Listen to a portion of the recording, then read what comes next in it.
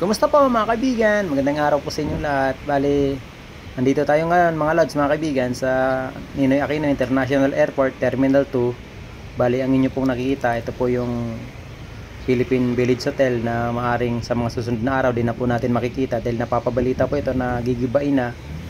Sayang, napakaganda nito mga lods dati. Talaga napakasikat ito noon. Bali mga kaibigan, nakatayo po ito sa Nayong Filipino Complex. Dito po yan sa may malapit sa Terminal 2.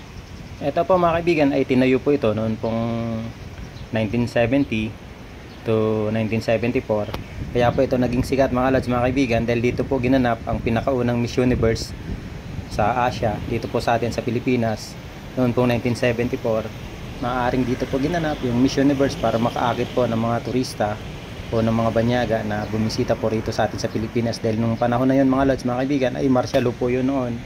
Hindi lang mga lods mga kaibigan makasaysayan dahil dito po ginanap yung pinakaunang Miss Universe sa Asia, kundi ito po mga lods mga kaibigan ay dinisenyo po ng ating national artist for architecture na si Juan Nakpil. Talaga naman napakaganda talaga, napakalupit talaga ng designer at ng gumawa nito mga lods. Kaunting kalaman po mga lods mga kaibigan, ang pinakaunang Miss Universe po ay mula po sa bansang Finland. Ang pangalan po niya ay si Armiko Osela na ginanap po sa Long Beach, California noon pong 1952. O di ba mga lods, di lang tayo gala at rider kundi marites din tayo. Ito mga kaibigan, ang Philippine Village Hotel ay pag-aari po ito ni Jose Parcel Pandillo. Katabing-katabi po talaga siya mga lods ito ng Terminal 2. Talagang nakakapanghinayang, pero syempre lahat naman ng bagay dito sa mundo ay may una at syempre may katapusan.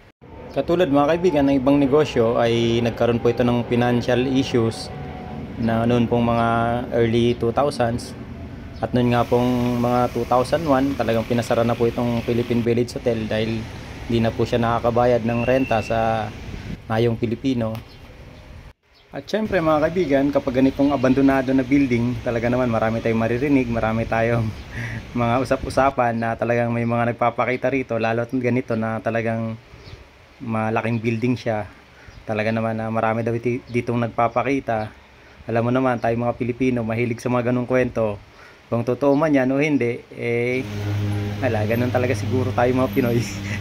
Ayan mga lods, mga kaibigan, kung nakikita nyo, talaga naman kitang kita na po talaga yung halos bulok na yung loob niyan. Pero syempre di natin mapasok yan dahil may mga bantay. Tapos talagang dito sa paligid po ng hotel ay talaga naman na marami na pong puno. Madamo na po siya, talagang pero sana ngayon, sana hindi magkasunog rito lalo ngayong tag-init dahil naku, paano yan papasukin yan kasi may mga bantay din po dyan. Dahil nga po mga lods, hindi natin mapasok yung lugar, bali di natin alam kung may mga nakatira po dyan na mga kababayan po natin na wala pong matirhan, pero siguro wala naman kasi may mga nagbabantay pa din po ata dyan kaya nakapadlock po yung daanan po papasok po dyan, kaya dito lang po tayo sa labas nabibidyohan ng lugar ng Philippine Village Hotel. At dahil nga po mga lods mga kaibigan sa napapabalita rin po na rehabilitasyon ng ating paliparan na may kasundan po yung San Miguel Corporation at ng ating gobyerno, ay maaaring isa rin po siguro sa dahilan kaya gigibayin din po ito mga lods, kasi baka po mas lalong pagandahin yung ating paliparan dito po yan sa NAIA. At kaya rin po siguro ito ipapagiba dahil napakaluma na, may 2 dekada na, napakadelikado na po nitong building na to mga lods. Wala na po talagang maintenance, kaya talagang yung safety rin po ng mga pasahero ng airport, tapos yung mga dumadaan dito, isa po yan siguro sa tinitingnan ng ating gobyerno, ng kaligtasan po nating lahat ng mga dumadalaw at umalis po rito. Maaaring sa mga susunod na araw din na po natin ito makikita, itong building o hotel na naging bahagi po ng ating kasaysayan.